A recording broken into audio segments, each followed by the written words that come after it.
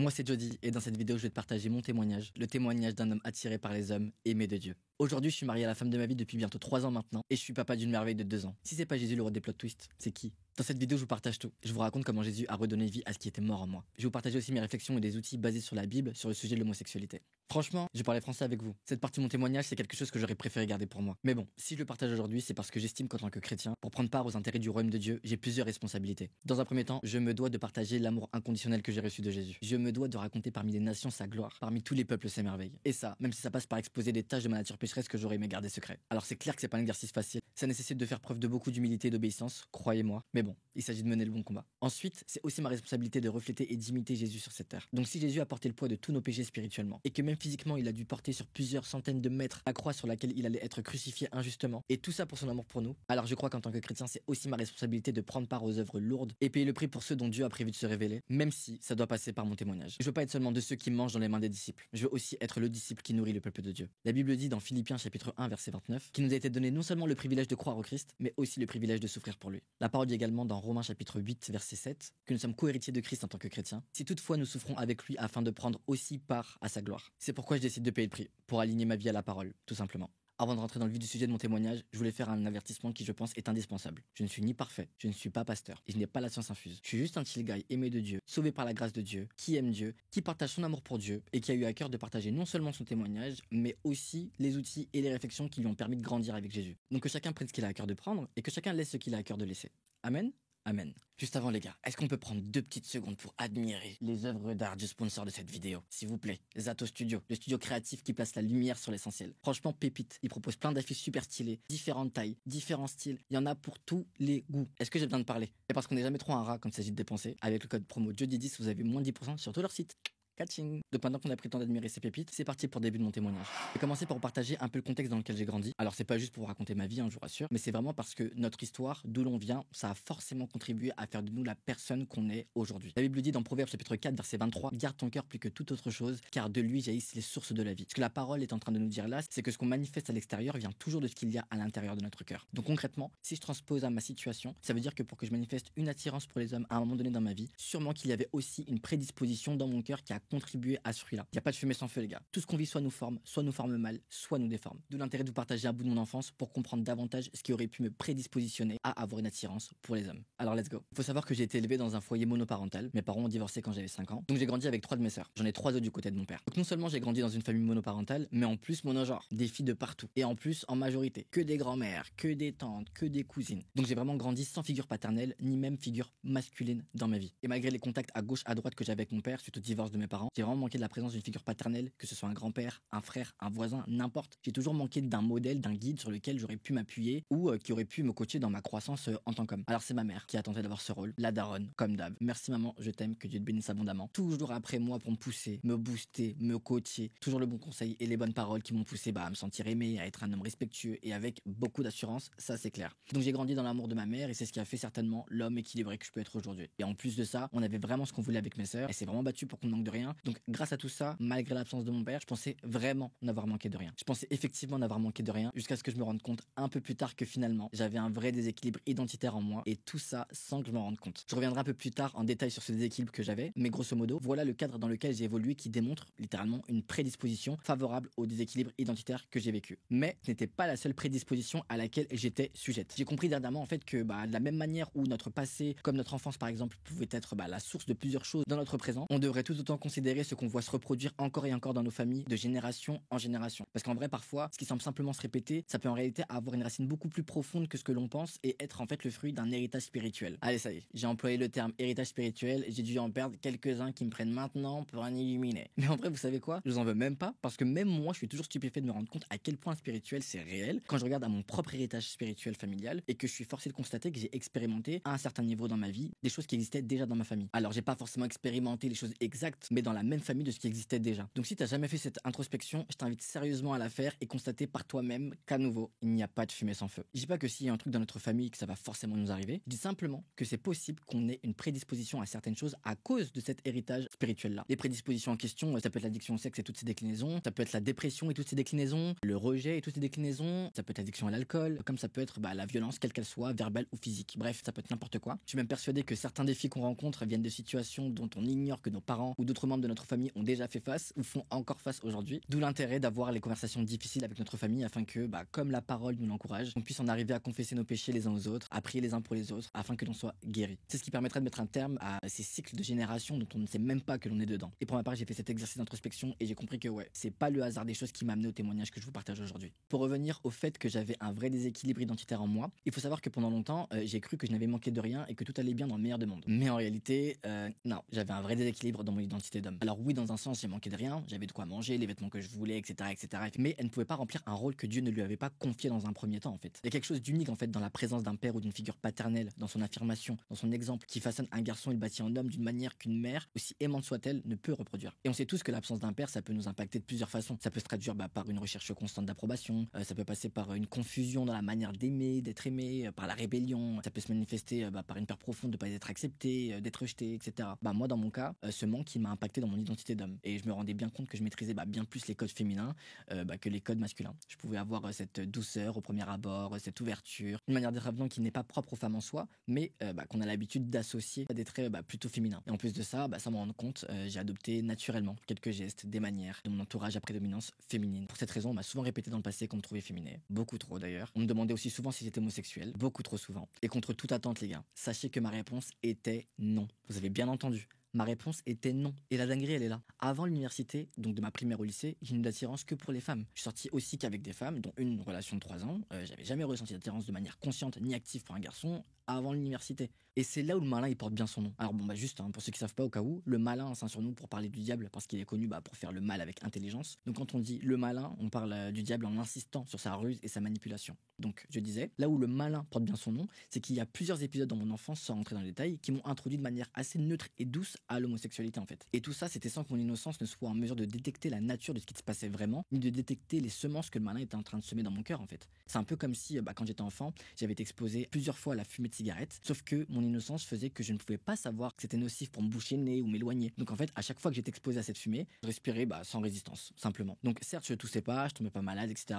Mais en fait, à force de respirer cette odeur ponctuellement, c'est comme si ça altérait, en fait, silencieusement mes sensations olfactives, vous voyez. Et que plusieurs années plus tard, ça commençait à se manifester dans la façon dont j'appréciais les odeurs, comme si du jour au lendemain, j'avais commencé à apprécier des odeurs que je n'appréciais pas auparavant, quoi. C'est comme ça que je peux vous illustrer au mieux la manière dont le malin a vicieusement opéré dans ma vie. Puisque comme je l'ai déjà dit, ce n'est vraiment qu'à l'université que j'ai ressenti consciemment et activement une attirance pour un garçon. Et pour tout vous dire, le malin est vraiment malin, encore une fois, puisque ces introductions ont eu lieu à des âges où je n'avais pas la conscience de la sexualité. Vous voyez la perversité? À des âges où je pouvais pas reconnaître un acte à caractère homosexuel. Et bizarrement, quand j'ai commencé à grandir et être en âge de discerner, je n'ai plus été exposé à l'homosexualité de la même manière, et c'est comme si j'avais fait un blackout de tout ce qui s'était passé quand j'étais encore innocent à ce niveau-là. Ce qui ne m'a pas permis une fois plus grande de regarder en arrière et de me rendre compte de certaines choses du coup. Dans tout ça, il faut quand même préciser que même si toute ma vie avant l'université, je ne ressentais pas d'attirance active ou consciente pour les garçons, j'ai toujours été challengé dans ma tête, notamment au niveau de mon rapport aux femmes. Parce qu'en fait, pour revenir à comment j'ai grandi, à cause des manières que j'avais, la personnalité que j'avais, j'ai toujours pensé que je pouvais pas plaire en fait. Donc j'ai toujours eu en fait une assurance de manière générale en tant que personne, mais profondément en fait, j'avais une insécurité à ce niveau-là en particulier. Et j'ai toujours pensé qu'une femme ne pouvait pas me trouver attirant. Donc autant quand il s'agit de me regarder dans la glace, je me trouvais beau, etc.,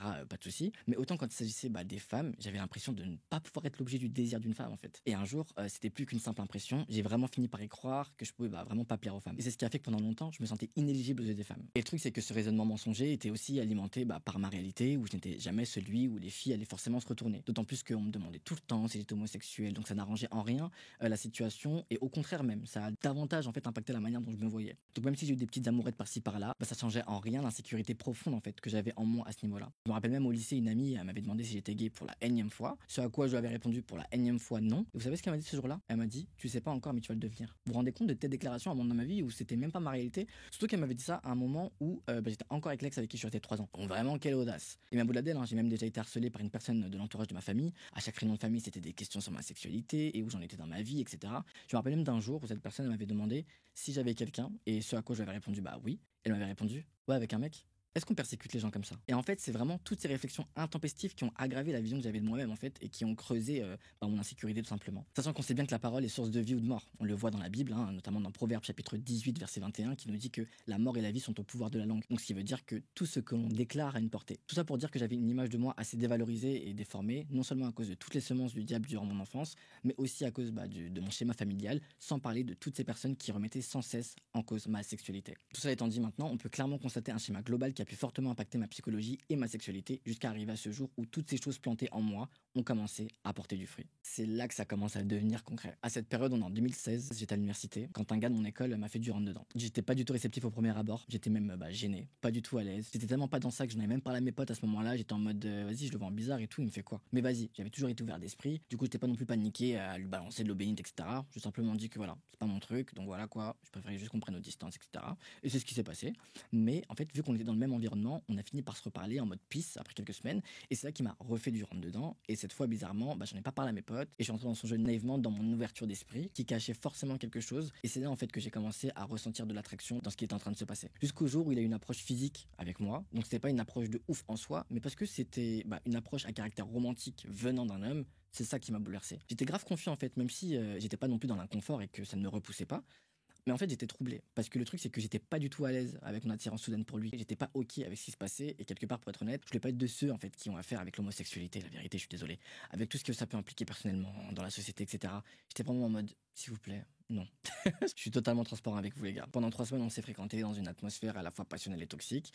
Suite à quoi j'ai mis un terme, en fait, à ce qui n'avait pas encore vraiment commencé. Même si dans l'année qui a suivi, il y a des moments où je retombais dans ses griffes, etc. Parce que je combattais moi-même, en fait, cette attirance que j'avais pour lui.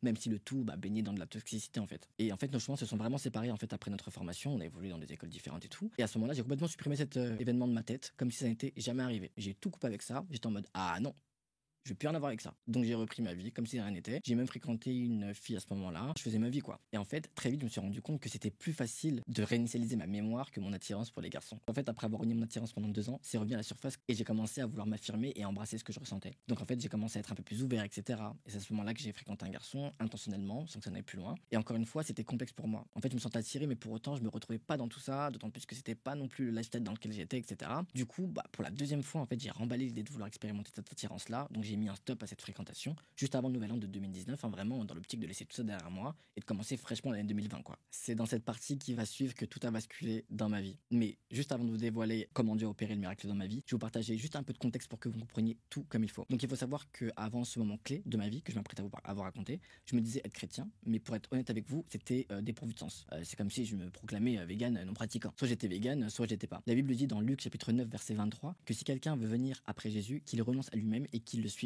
Juste pour préciser, cette notion de renoncer à soi-même, concrètement, c'est le fait de mettre la parole et la volonté de Dieu avant notre propre volonté. La Bible nous dit aussi dans Actes chapitre 26 verset 20 que l'on doit se repentir et se tourner vers Dieu et adopter une manière d'agir qui prouve notre repentance. C'était archi pas mon cas. J'avais jamais accepté Jésus dans ma vie, je m'étais jamais repenti, je ne le suivais pas du tout et cherchais encore moins la volonté de Dieu au-dessus de ma propre volonté.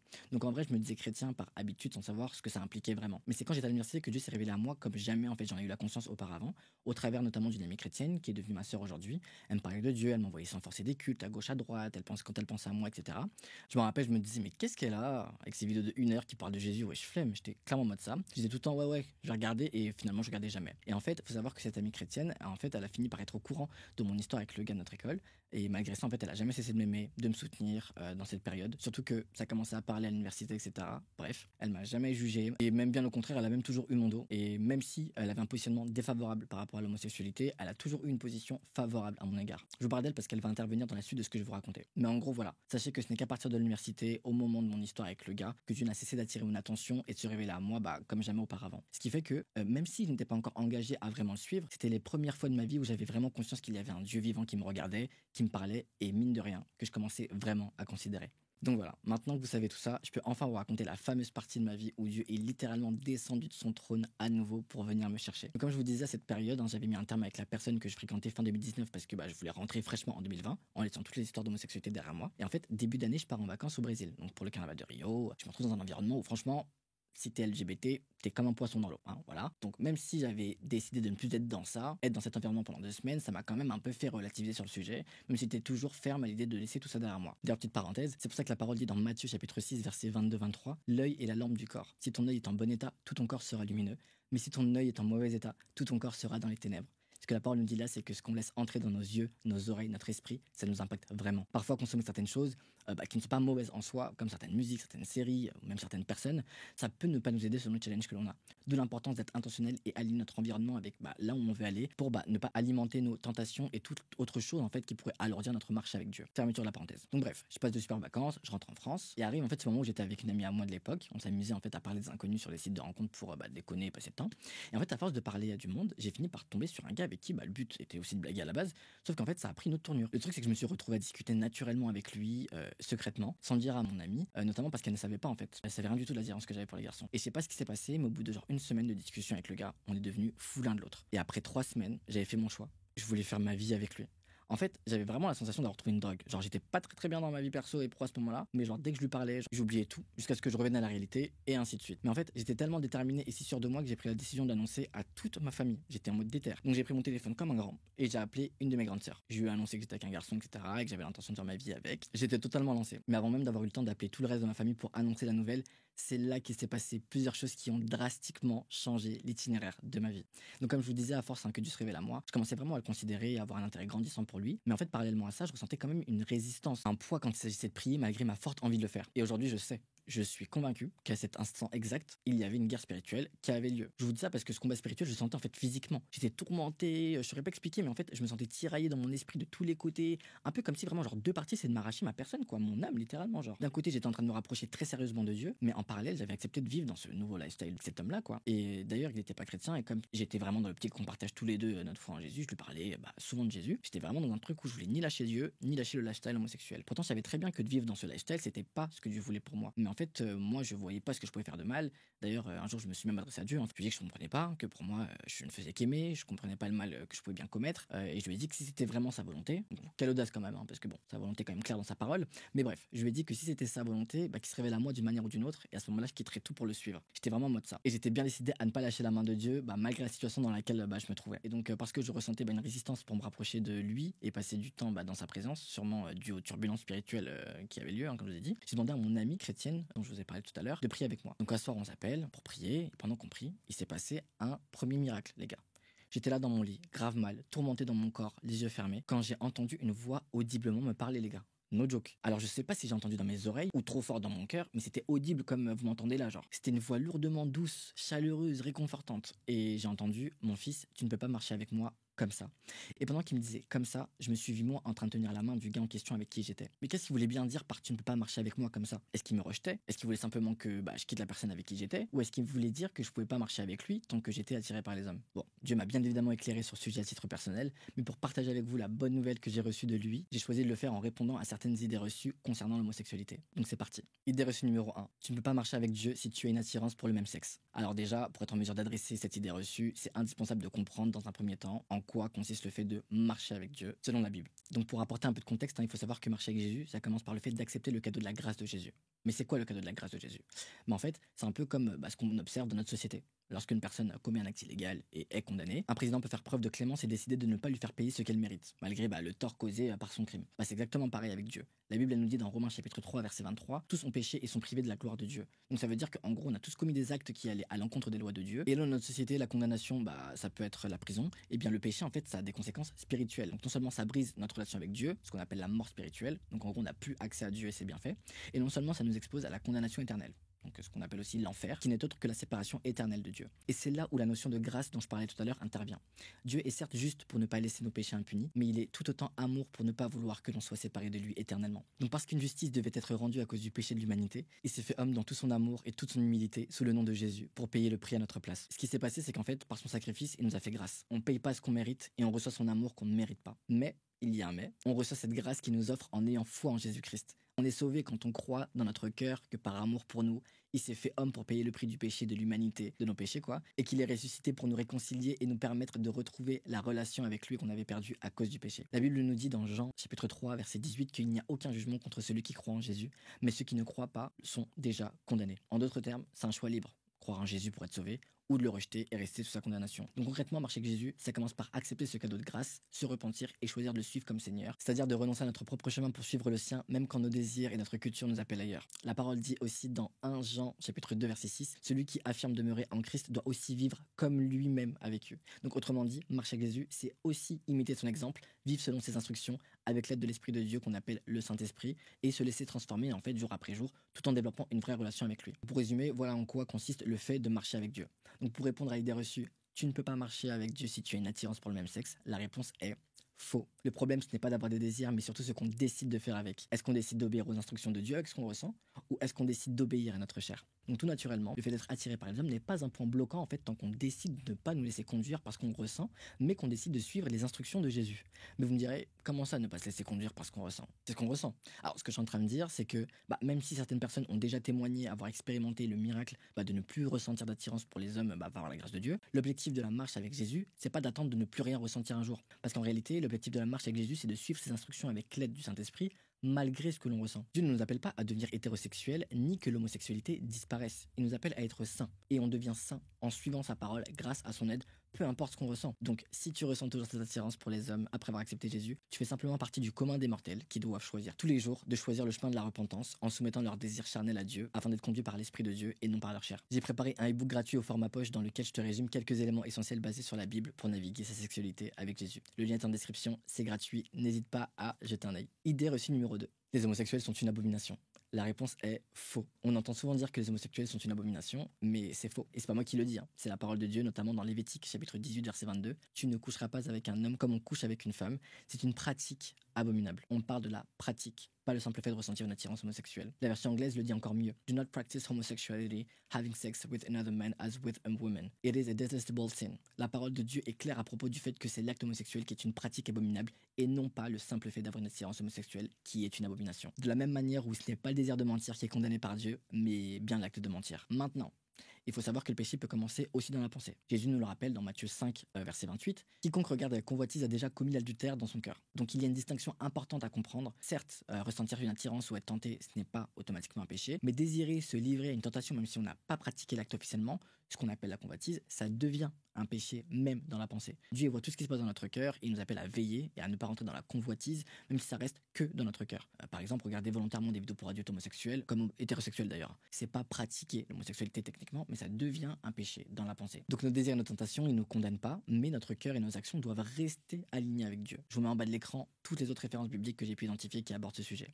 Donc en fait, en dehors du fait de convoiter l'homosexualité dans notre cœur, on peut totalement marcher avec Dieu, même avec notre attirance homosexuelle. Encore une fois, Dieu ne nous appelle pas à l'hétérosexualité, il nous appelle à la sainteté. Donc le simple fait d'avoir un désir charnel est à dissocier du fait de commettre le péché dans notre cœur ou dans la pratique. Pour ceux qui doutent et condamnent encore ceux qui sont attirés par le même sexe, vous pensez vraiment qu'il est meilleur d'être hétérosexuel et vivre dans l'adultère par exemple? Vous avez tort les gars. Ça s'appelle troquer un péché pour un autre. Et ça c'est valable pour tous les autres péchés. Comme j'ai mentionné tout à l'heure, la parole de Dieu dit dans Romains 3, 23, on a tous péché, qu'on est tous privés de la gloire de Dieu. Donc si vous pensez que les hétéros-banteurs ne sont pas concernés, ou si vous pensez que les hétéros-voleurs ne sont pas concernés, vous avez encore tort. Être hétéro dans le péché, ça vaut pas mieux qu'une personne attirée par le même sexe qui pratique l'homosexualité. Que ce soit la fornication homosexuelle ou la fornication hétérosexuelle, pensez vraiment que Dieu affectionne plus une pratique que l'autre? Dieu il est cohérent, il est juste. Il n'est pas comme nous, êtres humains, qui classifions hypocritement les péchés selon ce qu'on pense bon ou mauvais moralement. Dieu déteste le péché, un point, un trait. Autant je suis d'accord pour dire que spirituellement et naturellement, les conséquences selon les péchés peuvent varier, mais en revanche, un péché est un péché devant Dieu à la fin de la journée. Qui compte aux yeux de Dieu, homosexuel ou hétérosexuel, c'est la repentance. Il est temps de méditer notre Bible, les amis. Ça humilierait certains et ça permettrait à d'autres de ne pas se sentir rejetés par Dieu parce qu'ils connaîtront la bonne nouvelle de Jésus. Et cette bonne nouvelle, c'est que Dieu ne nous demande pas de changer nous-mêmes notre cœur, nos désirs ou nos attirances, mais il nous demande de tout lui remettre et de nous laisser transformer par son esprit. N'oublions pas que Dieu aime profondément le pécheur tout en détestant profondément le péché, même si son amour nous appelle à la transformation. Et on le voit dans sa parole, dans Romains chapitre 5 verset 8, qui dit que Dieu prouve son amour envers nous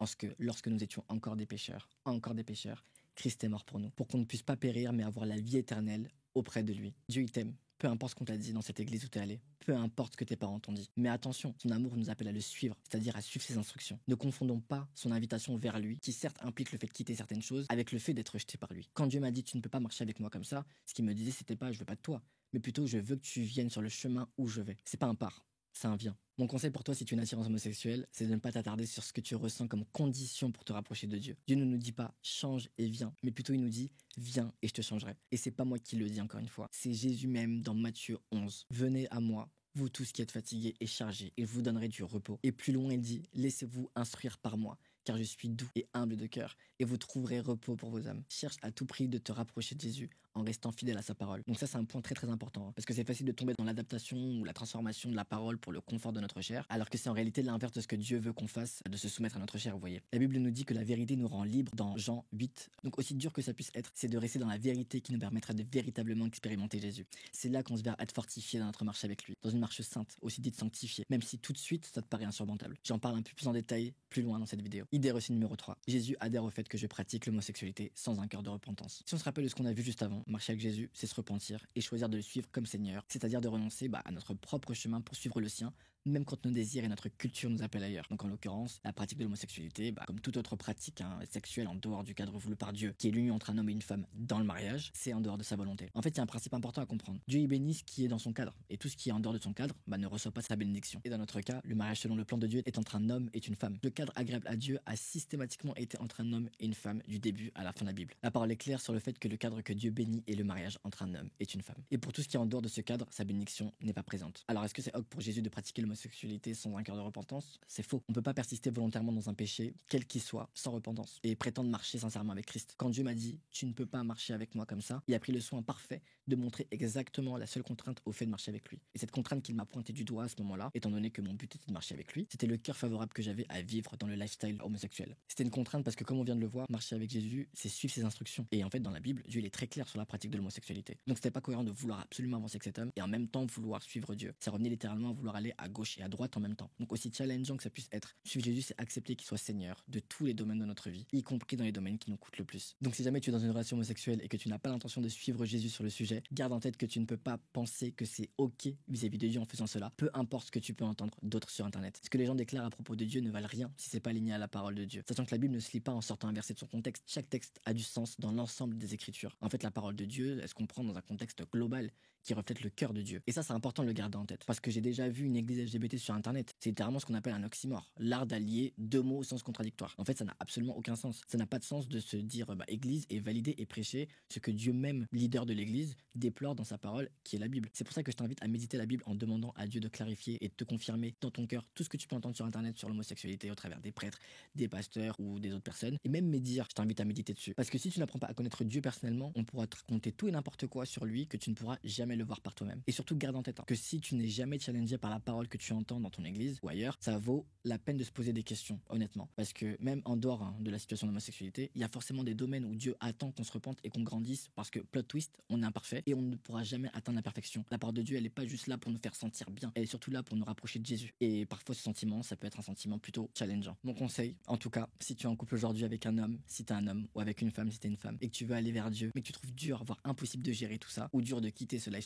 vas-y quand même. Sache que Dieu t'attend les bras ouverts. Il n'attend pas que tu te sortes toi-même de la situation dans laquelle tu es, si tu n'en as pas la force. C'était mon cas. Je savais que c'était pas la montée de Dieu, mais j'étais vraiment pas convaincu de quitter cet homme. Mais il y avait bien une chose dont j'étais convaincu, c'est que coûte, je me battrais pour ne jamais lâcher la main de Dieu. Prenez aussi cette décision ferme de ne jamais lâcher sa main, coûte que coûte. Mais surtout, en ne voulant pas lâcher sa main, à nouveau, ne tombez pas dans le piège d'adapter la parole de Dieu ou de la déformer pour conforter votre péché et servir votre propre intérêt. Ce qui m'a sauvé, c'est que je suis resté authentique avec Dieu en lui disant, Seigneur, je te veux toi, mais je veux aussi ce que tu ne veux pas. Je lui ai dit clairement, aujourd'hui, j'arrive pas à faire de choix. Mais si c'est ta volonté, Seigneur, comme ta parole le dit, je t'en supplie, change mon cœur. J'ai jamais lâché la communication avec Dieu. Malgré que je savais que c'était pas sa volonté, je suis toujours resté transparent et surtout j'ai accepté la parole de Dieu telle qu'elle était, même si elle était contraire à ce que je voulais. Reste fidèle à la parole, mais ne t'empêche surtout pas d'aller vers Dieu à cause de ce péché dans lequel tu continues d'être. Bats-toi et garde ce cœur sincère. Et pour les autres qui refusent de lutter, ceux qui n'ont pas l'intention de soumettre cette situation à Dieu, même difficilement, sachez que vous n'êtes toujours pas une abomination pour Dieu. Son amour pour vous ne change pas. Même s'il déteste la pratique dans laquelle vous êtes, il nous aime tellement, tous sans exception, qu'il a prévu un moyen de rétablir notre lien avec lui et un moyen pour qu'on n'ait pas à payer pour nos péchés. Mais c'est notre choix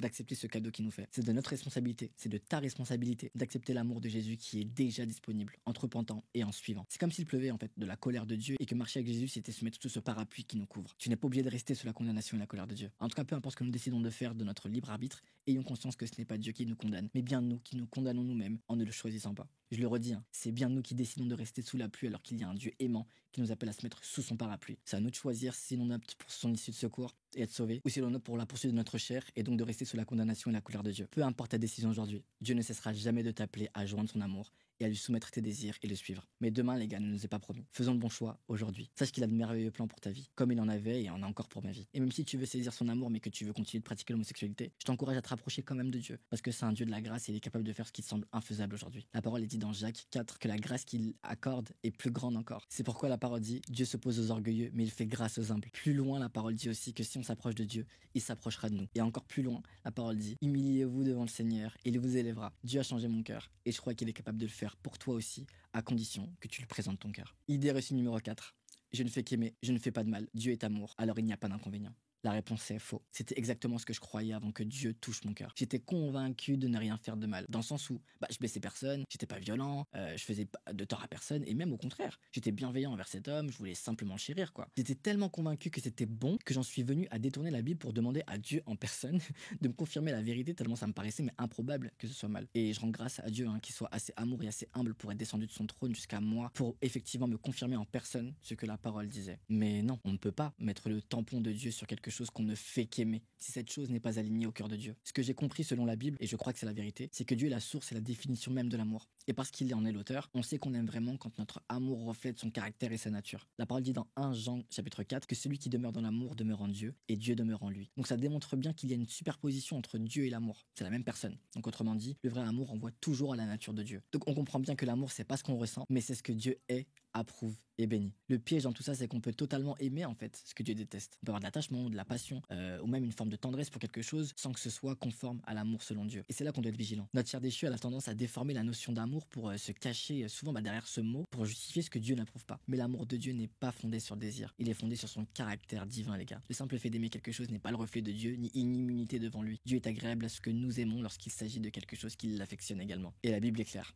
Il déteste la pratique de l'homosexualité. Idée reçue numéro 5. Je suis né homosexuel, c'est qui je suis. Juste avant d'adresser cette idée reçue, j'aimerais vraiment faire un appel à la compassion et à l'empathie pour toutes les personnes qui font face au challenge de l'homosexualité. Parce que, en fait, à force de condamner les gens pour ça, on en a oublié que c'est un combat intérieur challengeant qui demande une dépendance constante à la grâce de Dieu. Pas parce que l'attirance en elle-même est un péché, on l'a déjà vu, mais parce qu'en fait, il faut chaque jour choisir de marcher dans la fidélité à Dieu malgré ce qu'on ressent. Et ce que je veux dire par là, c'est que bien sûr qu'un homme hétérosexuel aussi doit veiller à ne pas tomber dans la convoitise ou le péché du cœur vis-à-vis d'une femme. Mais la différence, c'est que dans le cadre du mariage que Dieu a prévu, cet homme pourra exprimer sainement son attirance hétérosexuelle. Ce cadre, il n'existe pas pour l'attirance homosexuelle. Alors imaginez le poids pour quelqu'un qui choisit de suivre Dieu, de vivre avec une attirance réelle, constante, mais qui ne pourra jamais exprimer pleinement et qu'il devra sans cesse soumettre à Dieu. C'est un renoncement profond, mais c'est aussi une marche de foi, mais incroyable. Ce genre d'obéissance et d'abandon à Dieu, mais c'est digne d'un grand homme ou d'une grande dame de Dieu. Alors réfléchissons un peu. Et prions pour que nos cœurs changent envers ceux qui vivent ce combat. Parce que c'est à cause des cœurs qui reflètent tout sauf l'amour de Jésus,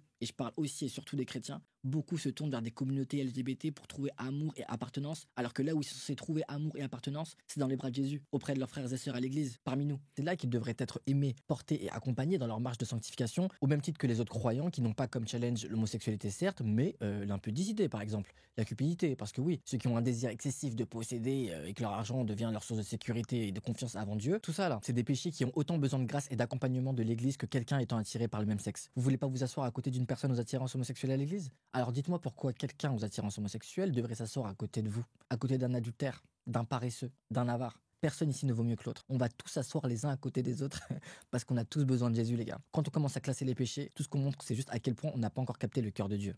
Acède, voilà cède. Maintenant, cela étant dit, pour revenir sur l'idée reçue je suis homosexuel, c'est qui je suis, la réponse est faux, selon Dieu. Nos désirs ne définissent pas notre identité. La Bible enseigne que toute l'humanité naît avec une nature déchue, autrement dit, une nature tournée vers le péché. On peut le voir notamment dans la Bible, dans Psaume chapitre 51, verset 7, qui montre bien qu'à notre naissance, on était déjà marqué par le péché. En gros, on comprend qu'on est pécheur, bien qu'on ne naît pas défini par un péché particulier. Et ce qu'il faut savoir, c'est que la conséquence de cette nature pécheresse, c'est que notre chair ne veut pas obéir à Dieu et ne peut pas le faire, parce qu'elle est en rébellion naturelle contre Dieu. C'est la parole qui nous l'enseigne, notamment dans Romains 8, 7, entre autres, où la parole dit que les tendances de la chair sont ennemies de Dieu parce qu'elles ne se soumettent pas à la loi de Dieu et qu'elles ne le peuvent même pas. Alors peut-être que ça ne parle pas trop à certains d'entre vous, sûrement parce que vous avez jamais vraiment essayé de vous soumettre à Dieu pour constater cette tension. Et là, je parle surtout pour les non-croyants. Mais il y a un autre moyen indiscutable que la Bible nous donne pour mettre en évidence cette lutte contre le péché qui est réelle en chacun de nous, que l'on a tous déjà expérimenté, même si on nie la notion du péché en nous. On peut se battre avec les hommes, les gars, mais pas avec la vérité quand elle est indéniable. Écoutez fait bien. L'autre moyen, c'est dans Romains chapitre 7 verset 19. La Bible, elle expose le péché qui demeure en nous en disant que on ne comprend pas ce que l'on fait. On ne fait pas le bien que l'on veut, mais on fait le mal qu'on ne veut pas. Or, si l'on fait ce que l'on ne veut pas, il faut reconnaître que cette loi du péché existe bien. Et c'est vrai, comment vous expliquez qu'on fasse des choses qu'on ne veut pas et qu'on ne fasse pas des choses qu'on veut? Ça n'a aucun sens. La Bible, elle nous dit que lorsqu'on agit ainsi, quand on fait ce qu'on ne veut pas et que l'on fait ce que l'on veut, c'est pas nous qui agissons ainsi, mais le péché qui habite en nous. Qui veut nier cette dinguerie maintenant? T'es là, tu vas aller au sport, prendre soin de ta santé, mais tu deviens le roi ou la reine de la procrastination. Et à côté, tu vas arrêter ton addiction à l'autosatisfaction sexuelle, et tu vois très bien de quoi je parle. Mais rien à faire, t'arrives pas à t'en empêcher. Je répète, qui veut nier? Et le truc, c'est que comme plein d'autres plaisirs contraires au plan de Dieu, l'attirance homosexuelle, elle fait partie en fait des conséquences du péché qui habite en l'homme, et non de la création originelle de Dieu. Donc en gros, à la base, le péché, il faisait pas partie de la nature humaine, et ce n'est pas comme ça que Dieu nous a créés. En fait, le péché, il est rentré dans le cœur de l'homme à cause de la désobéissance d'Adam et Ève, qui nous a séparés de la présence de Dieu. Donc il faut avoir conscience que l'attirance homosexuelle, c'est un désir qui provient de cette chair qui est en rébellion contre Dieu. C'est pas juste quelque chose d'anodin. Donc aussi fort que le désir il puisse être, aussi persistant, aussi naturel qu'il puisse être, ils définissent pas en fait notre identité. Parce que notre identité, elle avait déjà été définie par Dieu bien avant que le péché entre dans l'humanité. Et cette sensation de naturel ou c'est qui je suis, juste parce que c'est fort en toi, en réalité, c'est simplement l'expression de la présence du péché dans notre chair. Et comme la chair, par elle-même, ne peut pas se sauver, c'est normal que tu ressentes que tu ne peux pas aller à l'encontre de ça. Mais la bonne nouvelle, c'est que quand on décide de suivre Jésus, on fait bien plus qu'un simple choix spirituel. On est de nouveau. Et même si, comme on l'a vu un peu plus tôt, on est tous avec une nature pécheresse, Dieu, dans son amour, il nous invite à une nouvelle naissance. Donc non pas physique, mais spirituelle au travers de Jésus. C'est la Bible qui nous le dit dans 2 Corinthiens 5, 17. Et c'est au travers de cette nouvelle naissance spirituelle qui traduit de la présence de l'Esprit de Dieu en nous que l'on parviendra à faire barrage à notre chair. La parole nous dit dans Romains 8, 2 que la loi de l'Esprit de vie en Jésus-Christ nous libère de la loi du péché. En d'autres termes, on ne peut pas effacer la gravité du péché, mais on peut la surpasser grâce au Saint-Esprit de Dieu. Donc pour l'attirance homosexuelle, c'est pareil. On ne peut pas juste décider de la supprimer, mais on peut la surpasser grâce au Saint-Esprit. Donc en gros, Dieu nous invite à gérer les désirs de notre chair avec son esprit. Lui seul peut nous libérer de l'esclavage de nos désirs et nous aider à laisser son amour et sa volonté guider chacune de nos décisions. En tout cas, sache que même si tu t'identifies par ta sexualité, Dieu, lui, il te regarde pas à travers la fenêtre de tes désirs. Depuis le commencement, il a un plan pour notre vie. Il a une identité, une mission, une bénédiction pour chacun d'entre nous qui acceptons de marcher avec lui. Peu importe ce que tu ressens ou ce que tu as traversé, Dieu t'appelle à revenir à lui, à embrasser ton identité en Christ et rentrer dans le plan qu'il a prévu pour toi. Tes désirs ne changent pas l'amour qu'il a pour toi. Et tout ce que je te raconte, je l'invente pas. Hein. C'est Dieu lui-même qui nous le dit dans sa déclaration d'amour qu'il a laissé pour qu'on n'oublie jamais à quel point il nous aime. Et cette déclaration d'amour, les gars, c'est la Bible. Bon voilà, j'ai fini d'adresser les principales idées reçues sur l'homosexualité. Encore une fois, que chacun prenne ce qu'il a à cœur de prendre et que chacun laisse ce qu'il a à cœur de laisser. Amen. Amen. Je prie pour que toutes ces choses que je crois être la vérité puissent vraiment dissiper les nuages de faux raisonnements qui empêchent certaines personnes de voir Jésus. Bon, je reviens enfin sur mon témoignage pour vous révéler le moment clé où ma vie a changé. Du coup, dans mon histoire, j'en étais au moment où je priais par téléphone avec mon amie chrétienne, alors que j'étais dans un état totalement tourmenté, allongé dans mon lit, quand j'ai entendu cette voix qui m'a dit « Mon fils, tu ne peux pas marcher avec moi ». Comme ça. Pendant qu'il me disait comme ça, je me suis vu moi en train de tenir la main au gars en question avec qui j'étais. Et en fait, sur le moment, j'ai pas réagi. En fait, j'en revenais pas de ce que je venais d'entendre. Je venais littéralement d'entendre une voix me dire que si je voulais marcher avec lui, il fallait que je quitte la personne que je pensais être l'homme avec qui j'allais passer le reste de ma vie, vous voyez. Donc autant j'étais émerveillé par ce qu'il venait de se passer, mais en même temps j'avais le cœur lourd parce que j'aimais vraiment cet homme-là. Et même si j'avais demandé à Dieu de me confirmer sa volonté en personne et que je savais que quand il le ferait, j'abandonnerais tout pour le suivre, sur le moment, j'ai pas réussi à prendre cette décision. Alors je suis parti me coucher en me disant que j'y verrais plus clair le lendemain. Et c'est là que le deuxième miracle a eu lieu. Le lendemain, je me réveille et tout le ressenti d'amour que j'avais pour cette personne avait complètement disparu, les gars. Genre j'étais littéralement vide de sentiments, genre vide d'envie de continuer d'avancer dans la relation avec ce gars. Et en fait, tout ce que j'éprouvais pour lui évaporé. Et en fait, je trouvais ça tellement bizarre que carrément je me suis dit que j'avais peut-être fait un cauchemar en fait, qui m'avait rendu de mauvaise humeur ou autre, je sais pas. Et d'ailleurs, je me rappelle, je me suis même tapé le torse ce matin-là en essayant de réveiller ce que je ressentais quoi, parce que je comprenais pas comment c'était possible. La veille, j'étais prêt à me marier avec cette personne, j'ai commencé à prendre mon téléphone, à l'annoncer à toute ma famille, et là je ressens plus rien. Va falloir m'expliquer en fait. J'étais en mode ça. Je me suis pas posé plus de questions que ça. Je me suis dit vas-y, je dois être dans le gaz, ça va revenir. Et il faut savoir en fait que cette journée je devais le voir. Donc malgré le vide dans mon corps, je me suis dit que ça allait aller donc avec la journée, donc j'allais pas annuler. Sauf que plus la journée elle passait et plus mon cœur en fait il se resserrait. Tellement il se serrait, j'avais l'impression que si je sortais le voir, genre j'allais mourir. Mais genre littéralement. Je me rappelle, je faisais mon sac et en faisant mon sac, je me disais genre là, je suis en train de faire mon sac pour aller mourir. J'avais la conviction que j'allais mourir en y allant, trop bizarre, me demandez pas comment ça se fait. Je sais pas si c'était la mort physique ou spirituelle dont il s'agissait, mais dans mon corps, je sentais que là, si je sors, je ne retournerai jamais chez moi. Trop bizarre. Donc suite à quoi j'ai reporté notre sortie au lendemain dans un premier temps, parce que qui est fou, mais sans lui dire pourquoi, parce que c'était un changement si soudain qu'il n'aurait vraiment pas compris. Bref, je passe ma journée, et en fait, le lendemain, je me réveille, encore pire. Un dégoût pas possible qui ne faisait, mais genre, que grandir, mais inexplicable. Jusqu'au moment où mon amie chrétienne m'envoie un culte en ligne, pour préciser, hein, pour ceux qui savent pas ce que c'est, un culte en ligne, hein, c'est la rediffusion en fait de l'église du dimanche matin que j'avais loupé en gros. C'est à la suite de ce culte que tout a changé dans ma vie. Quand je vous dis que j'ai vécu une expérience surnaturelle ce jour-là en regardant le culte, les gars, no joke. C'était tellement fort que je ne pouvais plus résister de suivre Jésus, vraiment. Je vous explique ce qui s'est passé. En fait, pendant le culte, c'était le pasteur en fait qui prêchait, mais moi en fait, je voyais plus le pasteur. Genre certes, c'était le pasteur qui parlait genre physiquement, mais comment vous dire que en fait, c'était Dieu lui-même qui s'adressait directement à moi à travers les paroles du pasteur en fait. Je suis désolé, je saurais pas mieux l'expliquer que ça.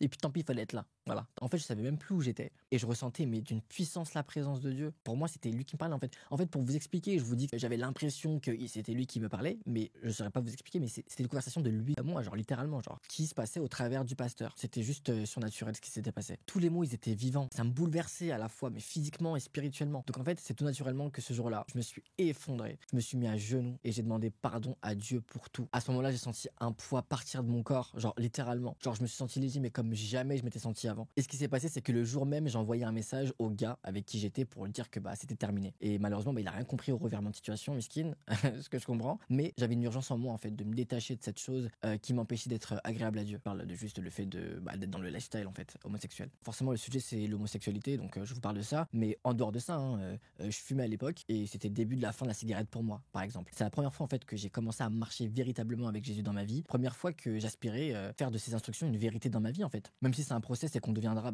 jamais parfait, mais pour revenir à ce jour-là, j'étais littéralement face à Dieu. Genre j'étais dans une atmosphère genre paradisiaque, dans sa présence, pleurais sans pouvoir m'arrêter, mais j'étais joyeux quoi. Et je me sentais mais si aimé par Dieu en fait, qui courait après moi, qui était mais tout le long du processus, mais d'une douceur et d'un amour pour moi. En fait, je me suis jamais senti genre bousculé, il m'a juste montré le Dieu qu'il est en fait dans cette lourde douceur, vous voyez. Et c'est sans surprise que c'est ce jour-là où je lui ai donné ma vie, que j'ai décidé que ma vie lui était dédiée en fait, simplement. Et c'est le jour où il est devenu ma priorité, où il a pris la première place en fait dans ma vie, même si j'avais encore tout à changer et que j'ai encore énormément de choses à changer aujourd'hui. Ma femme vous le dira.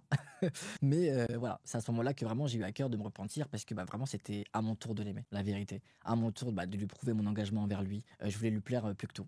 Et ça, c'était il y a 5 ans. Et 5 ans plus tard, il n'a jamais cessé de me garder. Il m'a aussi pas mal choqué, la vérité. Mais surtout, il n'a cessé d'être le facteur game changer de ma vie en fait. Donc voilà, ça c'était vraiment la première grosse partie de mon témoignage, le début de ma marche avec Jésus. J'ai encore énormément de choses à vous partager qui concernent juste sa grandeur, ses miracles, tout ce qu'il a fait dans ma vie parce que après ce moment-là, en fait, depuis que j'ai marché avec Jésus, je me suis jamais senti aussi vivant, mais aussi vivant parce que je vous le dis, roller coaster, like for real. Bref, tout ça pour dire que j'ai encore énormément de choses à vous raconter et ce témoignage c'était vraiment que le début. Donc n'hésitez pas à vous abonner. À l'avenir, je vais vous partager comment je suis passé de déséquilibré dans mon identité d'homme à ma reconstruction dans mon identité en Christ jusqu'à tomber sur la personne qui est ma femme aujourd'hui. En tout cas, hâte de vous raconter tout ça et notamment comment j'ai rencontré ma femme, comment le sujet de mon attirance pour les garçons a été introduit, etc., etc. Bref, soit vous êtes là, soit vous allez rater au fait, la vérité. Donc abonnez-vous au fait. Pour finir cette vidéo, j'ai 2 messages à partager les gars. Le premier message, c'est pour tous mes frères et sœurs chrétiens.